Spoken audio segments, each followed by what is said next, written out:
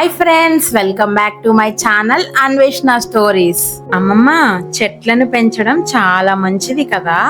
అవును తల్లి, నీకు అడవి దేవత ఆశీర్వాదం అనే కథ చెబుతాను విను.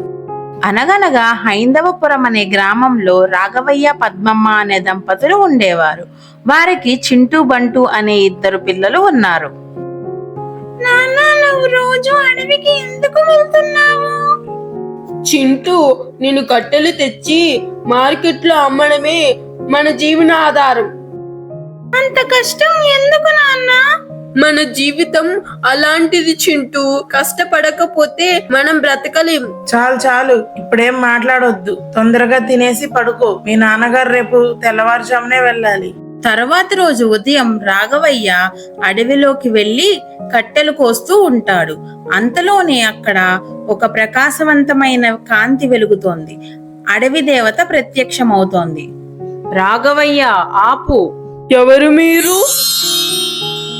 నేను ఈ అడవిని కాపాడే దేవతను. చెట్లని నరకొద్దు, ఇవి మనకి నీడనిస్తాయి, గాలినిస్తాయి, జీవాన్నిస్తాయి. నీ పని మూలంగా అడవి నాశనం అవుతోంది.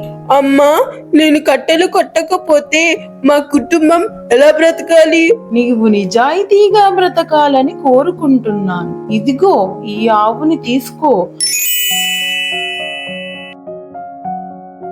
అది పాలిస్తుంది. వాటిని అమ్మి జీవనం సాగించు అని చెప్పి వనదేవత మాయమైపోతుంది.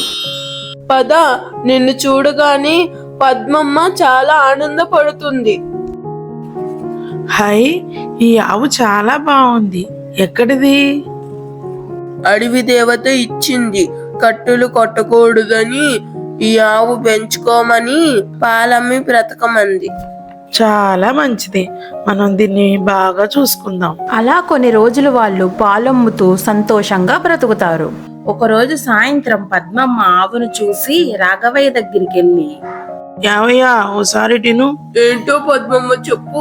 ఏవయ్యా, ఈ ఆవు కేవలం పాలే ఇస్తుంది, కానీ మనం బంగారం ఎప్పుడు సంపాదించేది? బంగారమా? అది ఎలా సాధ్యం? ఏవయ్యో, ఈసారి మళ్ళీ నువ్వు అడవికి వెళ్ళు. చెట్లు నరికేసరికి అమ్మవారు ప్రత్యక్షమవుతుంది. ఆమెను నువ్వు బంగారు గుట్లు పెట్టే బాతుని అడుగు. పద్మమ్మ, దేవత మన పైన దయ చూపించింది కదా, ఇంకెందుకు మనకి అత్యాశ? ఏవయ్యో, నువ్వు మళ్ళీ వెళ్ళు. మనం బంగారం సంపాదిస్తే ఇక మీదట మనకి ఏ అవసరం ఉంటది కదా. రాఘవయ్య అడవికి వెళ్లి మళ్ళీ చెట్టును నరికాడు. దేవత ప్రత్యక్షమై కోపంగా చూస్తుంది. రాఘవయ్య, మళ్ళీ చెట్లెందుకు నరుకుతున్నావు? అమ్మా, నాకు ఆ వద్దు.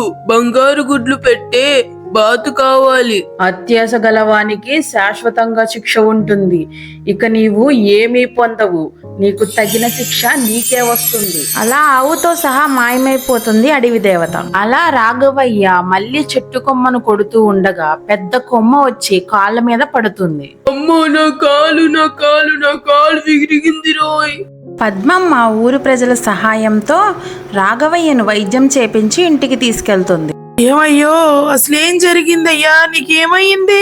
పద్మమ్మ, మన అత్యాశే మన జీవితాన్ని నాశనం చేసింది. ఏవయ్యో, నువ్వేమి బాధపడకు. ఇదంతా నా వల్లే జరిగింది. నేనే ఇక మీదట ఏదో ఒక పని చూసుకుంటాను. అమ్మయ్యా, ఈ రోజుకి ఈ పళ్ళు దొరికాయి.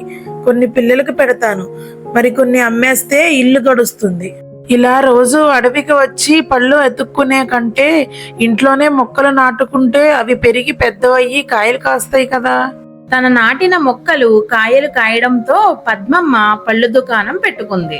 ఏవయ్యో, ఇప్పుడు నాకు చాలా సంతోషంగా ఉంది. పద్మమ్మ, ఇదంతా నీ తెలివితేటల వల్లే సాధ్యమైంది.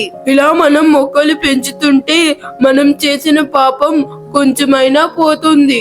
అప్పుడు అడవి దేవత మళ్ళీ ప్రత్యక్షమై, పద్మమ్మ, ఇప్పుడు నువ్వు నిజమైన సంపదను అర్థం చేసుకున్నావు. నేను నిన్ను ఆశీర్వదిస్తున్నాను. రాఘవయ్యకి తిరిగి కాళ్ళు వస్తాయి. పద్మమ్మ, ఇంక మీదట ఈ దేవతనే మనం పూజించుకుందాం. అత్యాశ నాశనానికి దారి తీస్తుంది. కష్టపడి సంపాదిస్తేనే నిజమైన సంపద. చూసారు కదా? మీకు ఈ కథ నచ్చినట్లయితే please do like, share and subscribe to our channel Anveshana stories. నేను నెక్స్ట్ ఎవరి కథను తెలుసుకోవాలో నాకు కమెంట్ సెక్షన్ లో తెలియచేయండి. Okay, bye friends.